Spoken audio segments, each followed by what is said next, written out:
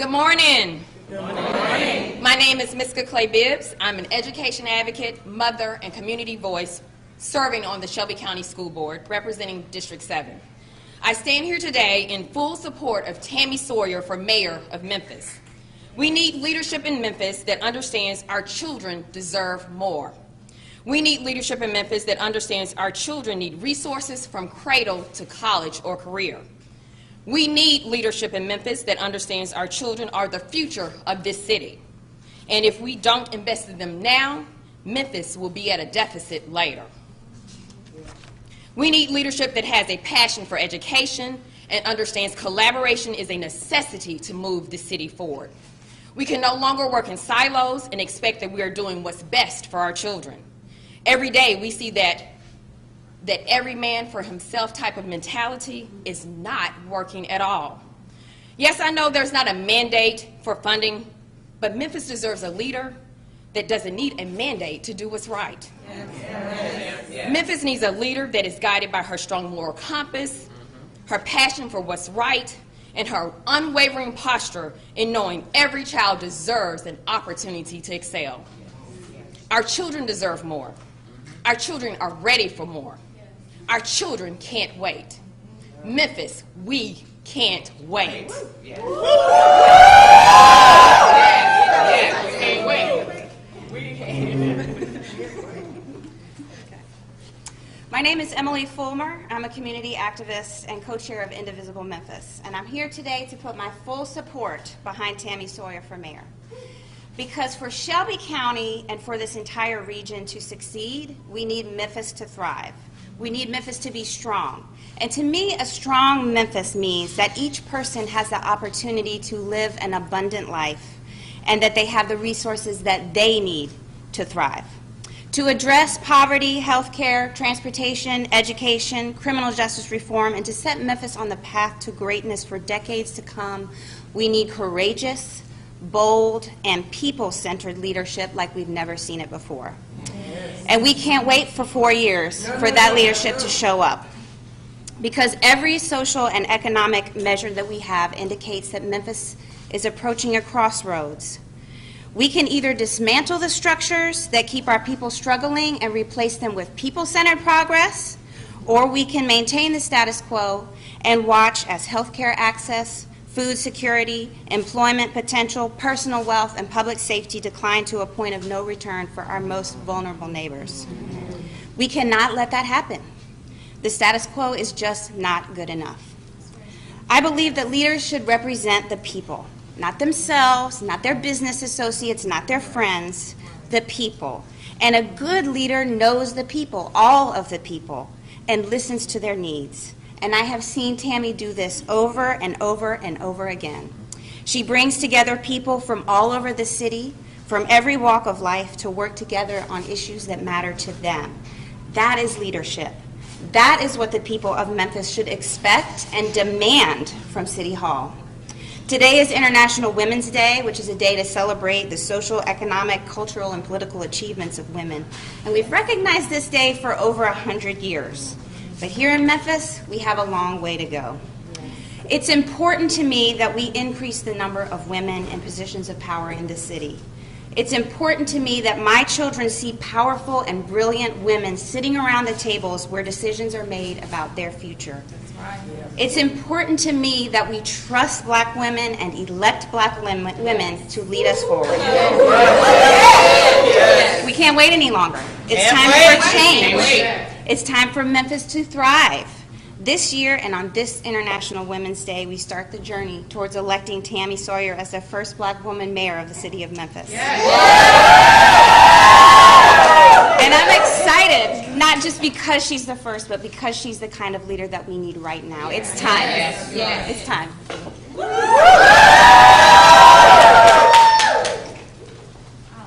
Good morning. Good morning.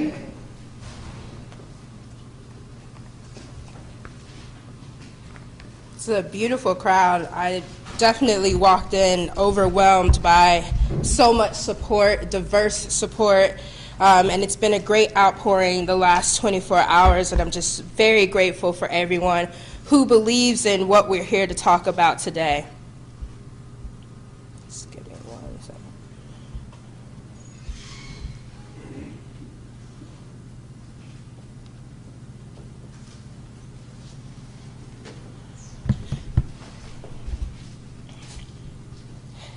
Here we stand with a large and diverse group of women from the north to the south to the east of Memphis.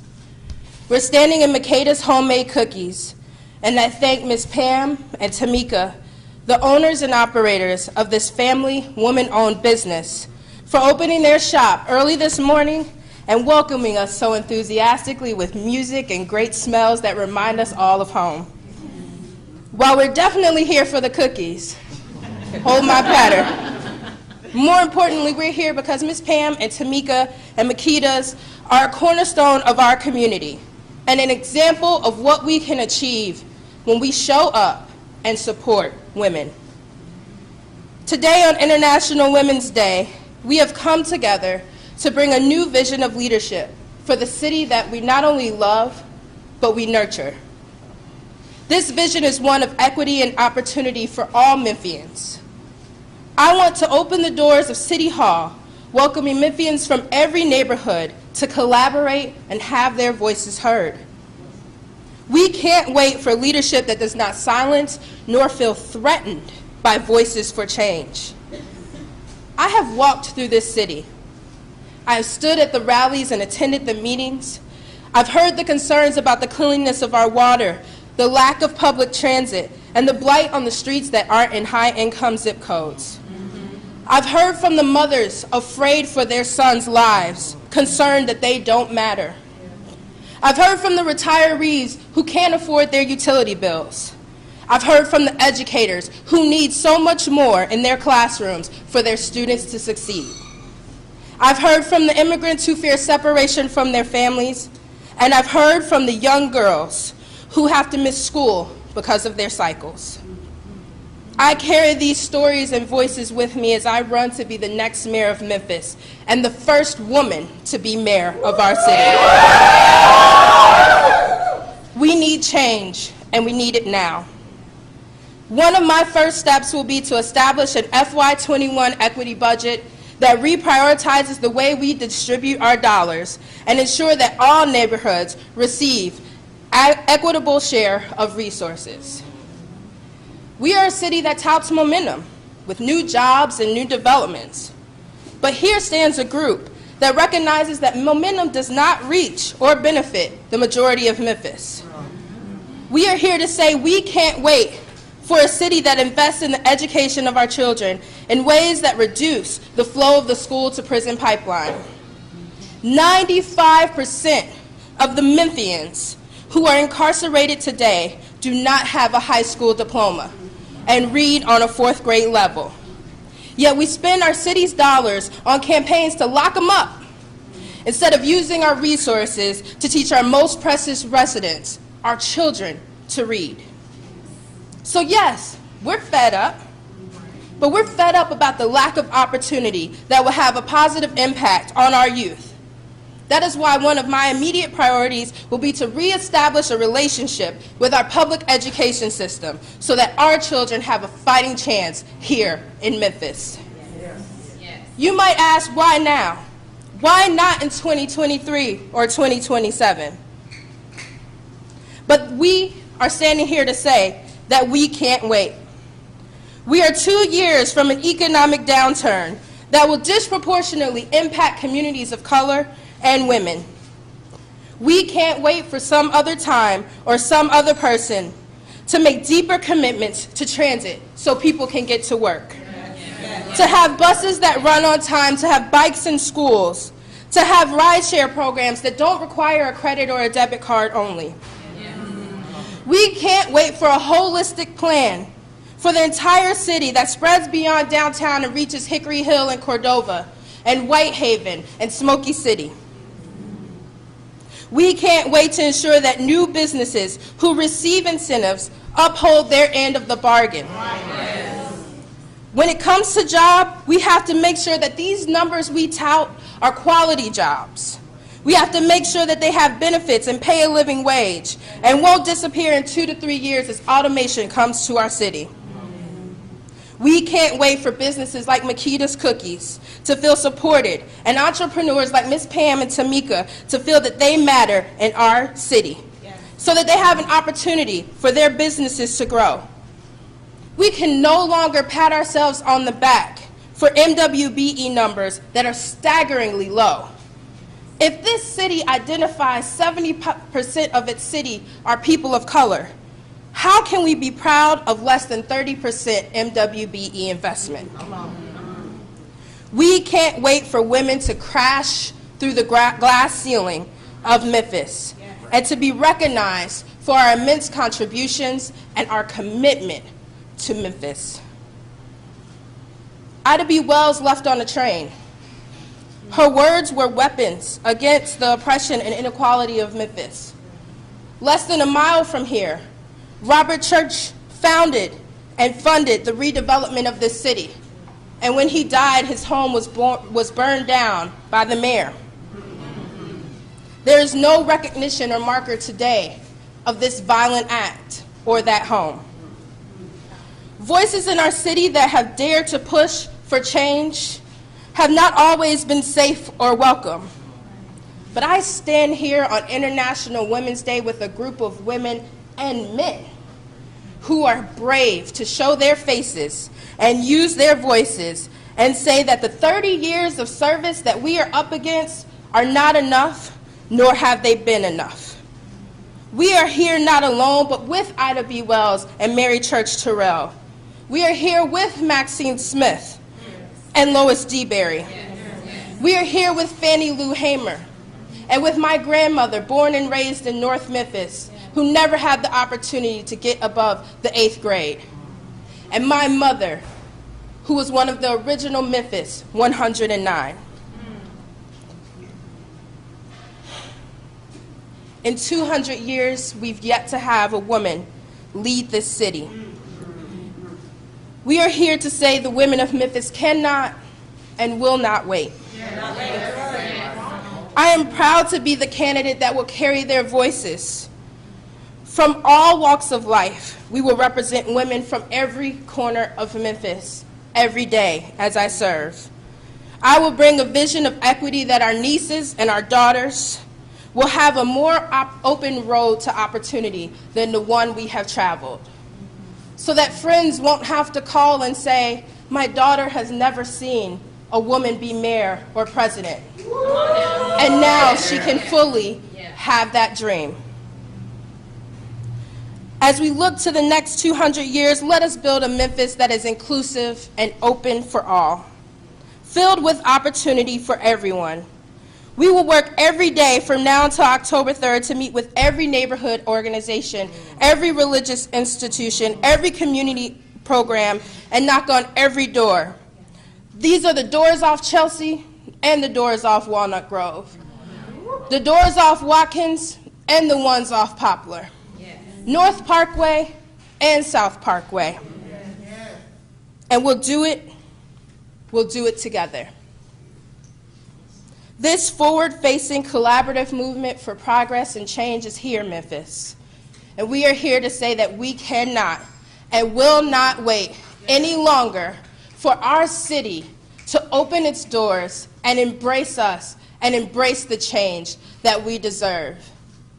I'm Tami Sawyer, and I am proudly here on this historic occasion to fully launch my campaign to be the next mayor of this great city of Memphis, to be a woman that will lead in service to each and every resident and welcome you home to City Hall. Thank you.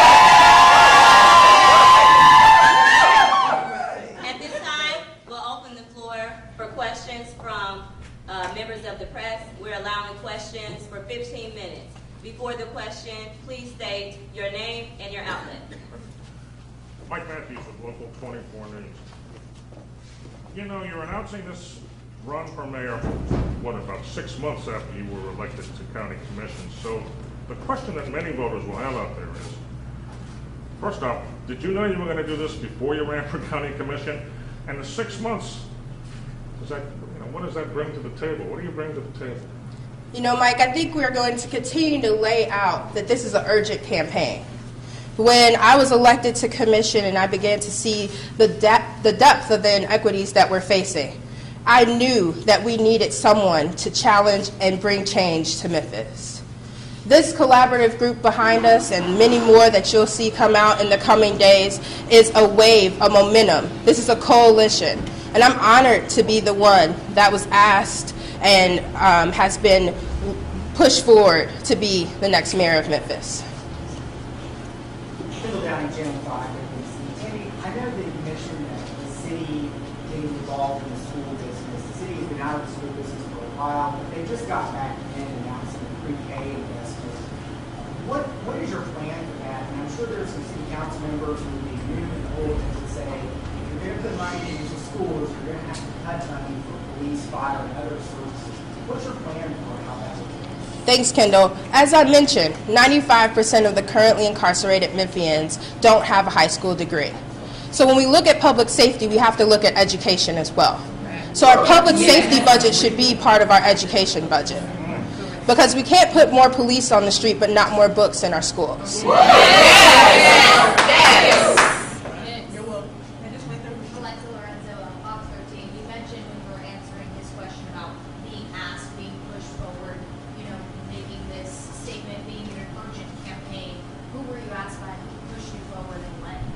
It's a coalition of many people, religious leaders, educators, everyday people who are tired of being ignored and unheard. The doors of City Hall have been closed to so many of us from so many different identities for too long. We haven't felt valued. We get pushed out of meetings. We get silenced. We don't want that to happen in Nashville, and we don't want it to happen in Memphis. So we're focused on right here at home and right now. And we're saying this is our City Hall. These are the policies that should empower us, that should support everyone. You can write 100 identities down that are in this room today. And we're saying that the next wave of Memphis is a wave for each and every one of them. Yes. Oh, nice grab. I'm ready, y'all. I'm ready. There you go. What would make people vote for you versus, say, vote for Willie Herron? This is not a race against one individual. This is a race for progress and change. I have the utmost respect for Dr. Harrington and the mayor. But again, 30 years of service between the two of them, and we are still in the same situations where 50% of our children live below the line of poverty. We can't wait for new leadership that will address those concerns. Some might say I don't want to call it a risk, but definitely you and the mayor have exchanged words over. Somebody help me.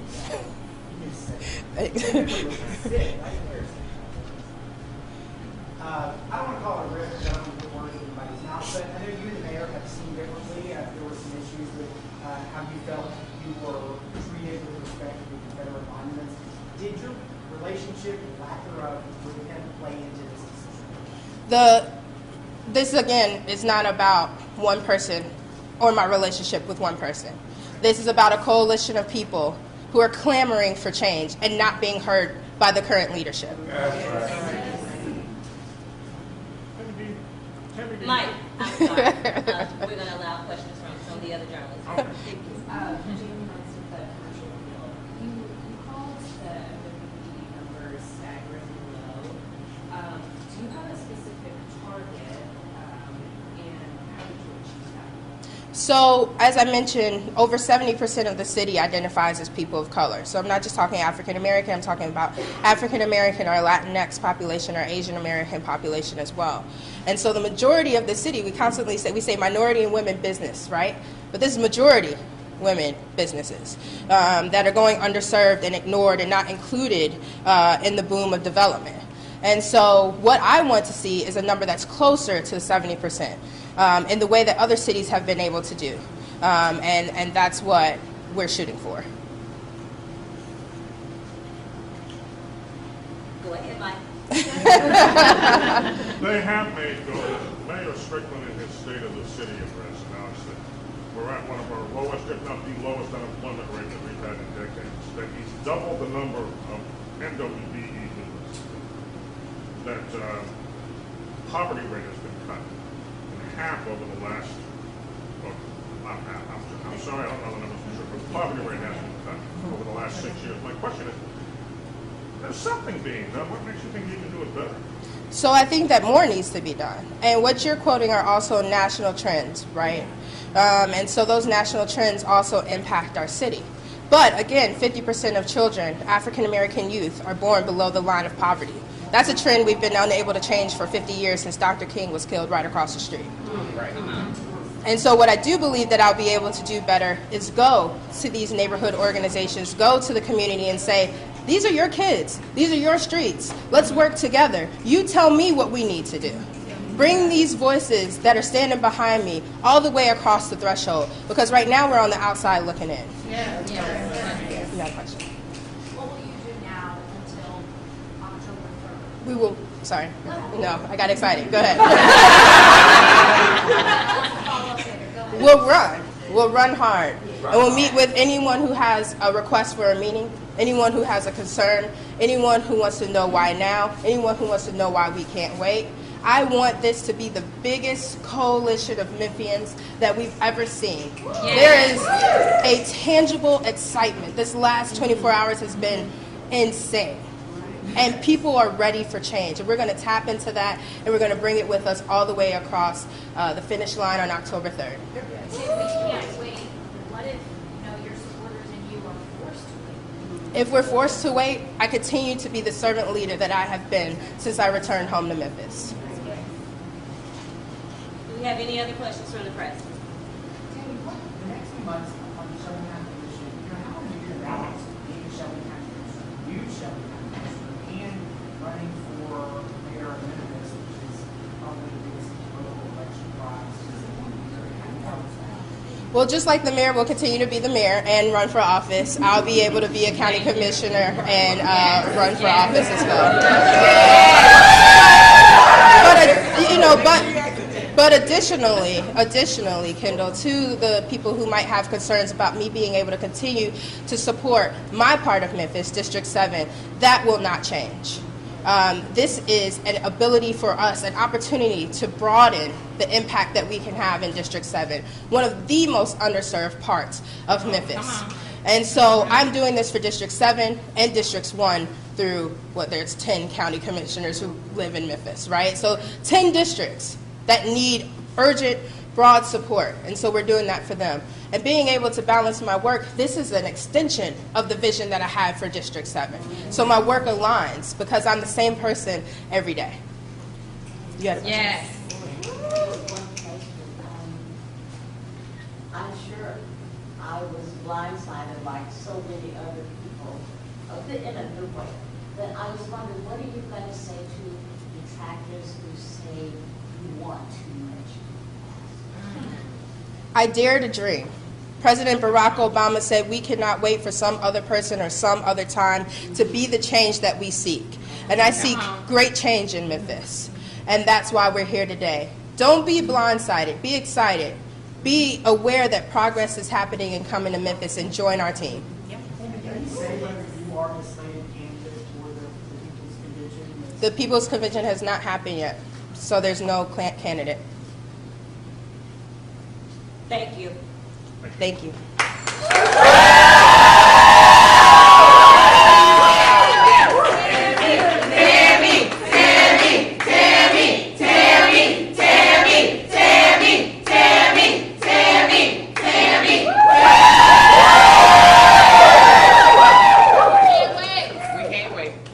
All right. Thanks to our supporters. Thank you again to Ms. Tamika and Ms. Pam for hosting us. Thank you, everyone. Everyone, please also join us tomorrow night, Saturday, 5 p.m., Claiborne Temple. There will be a community rally for progress and change. We'd love to see you all there. And buy cookies before you go. Yeah.